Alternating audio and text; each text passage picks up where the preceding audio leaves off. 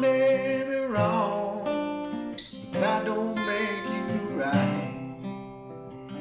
We've let our discussion turn into a fight. We need to stop yelling, there ain't no end in sight. 'Cause I may be wrong, that don't make you right. Hi, I'm DustinTheCade, and welcome to the second episode of my vlog, Confessions of a Different Mind. Today is midterm election day in the United States, and I voted. I'm also pissed off. I'm going to talk about politics and religion and the stupid people who mix the two. I recently saw some information about the state of the nation since President Obama took office in 2009. It discussed how the economy has improved. The stock market's up, consumer confidence is up, unemployment's down, and deficit as a percentage of GDP has improved as well. This doesn't consider everything that's happened since President Obama was elected, but it gives us a small snapshot. We must also consider things like Obamacare, a Republican idea, though they hate to claim that it's really theirs, that has been enormously successful for the people in states that have used it. The states who haven't taken advantage of Obamacare and expanded Medicaid have told their people that Obamacare is bad for them. The politician was most likely paid to say that by a large corporation that stands to not gain quite as many exorbitant profits because Obamacare does cost large corporations a little bit of money, though because of the profits they're raking in, it doesn't really make a big difference. The conservative politician will then claim that Jesus would not like Obamacare and Muslims would. This gets the biggest liars, cheaters, thieves, and swindlers in the mix: preachers. In the long run, 99% of Americans suffer, but they feel really good about it because Jesus loves them and they did something for America. The preacher loves it too because hate and discontent keep the gravy train flowing into the offering plate. That conservative politician really likes it because his palms keep getting greased by the Koch brothers and the Waltons. And that politician has freedom to do anything he wants without fear of reprisal because Jesus is on his side. The Koch brothers and the Waltons feel great because they can gain tons and tons more money. And they know that they can buy the US government anytime they want. On the info that I talked about above, a man commented saying that it doesn't really matter who's in the White House, that the poor workers of the world are going to suffer no matter what. But then he insinuated that Republicans would be much better for those workers. I know liberals aren't much better, but come on. Republicans and teabaggers don't even try and hide their corruption. They are a different level of horrible that's almost impossible to comprehend. The GOP has actively tried to halt state and national government since Obama was elected. But somehow, even though they managed to shut it down for a little while, things are better now than when Bush and Cheney left office. See, the guy was right.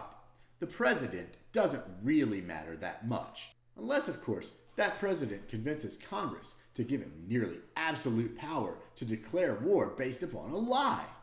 Obama's been pretty horrible when it comes to individual liberties, but that's his biggest fault.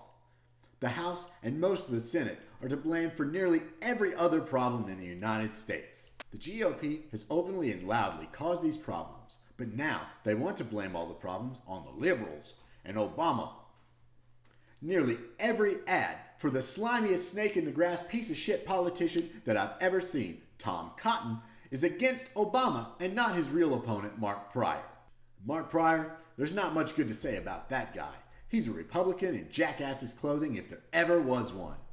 But American people so eagerly embrace ignorance that they eat this shit for breakfast. What kind of idiot can watch a minute of Fox News or MSNBC or CNN without going insane from all the bullshit? The truth is, American working class and middle class people suffer every time anyone votes for a Republican or a teabagger. Inflammatory language is designed to elicit an emotional response, but the problem is most of it's true. At least with Democrats, I can find 2 or 3 decent ones, but you can't find a decent Republican, ever. No one really has anything good to say about conservative politicians unless screwing over 99% of America is something positive. The good news is we will have a revolution through death. The old racist, sexist, homophobic Bible thumpers who embrace ignorance are dying off. Often as parents, we say we want better for our children than we had. Well, the baby boomers said that too, and they put us in this mess. But they blamed it on us. What a great example. It's all a load of crap, but Gen X and the millennials tend to be decent people who actually give a damn about others.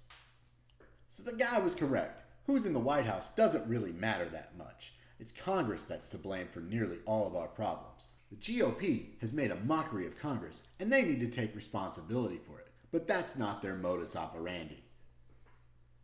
They come from a generation who can't admit its own faults and likes to blame all of the problems they caused on those damn kids.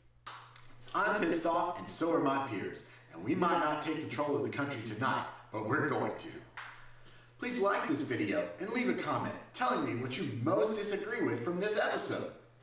And click subscribe so that you can watch a new episode of this vlog every Wednesday, and a new episode of my frugal cooking show, Beans, Rice, and Beyond, every Friday.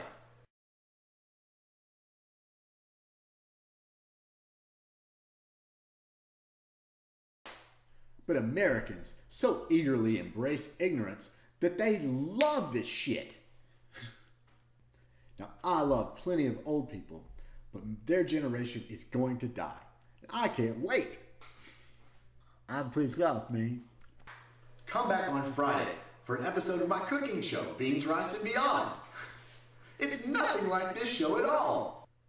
Though, Jesus healed the sick, and he fed the poor and the hungry, and he tended to help people out. And Christians aren't very much like him. So I don't know how the two fit together, but whatever. Being a Christian in America has nothing to do with following Jesus. It has everything to do with following politicians who follow the money. The old racist, sexist, homophobic, Bible-thumping generation is dying off as fast as we can get them to. 'Cause I may be wrong.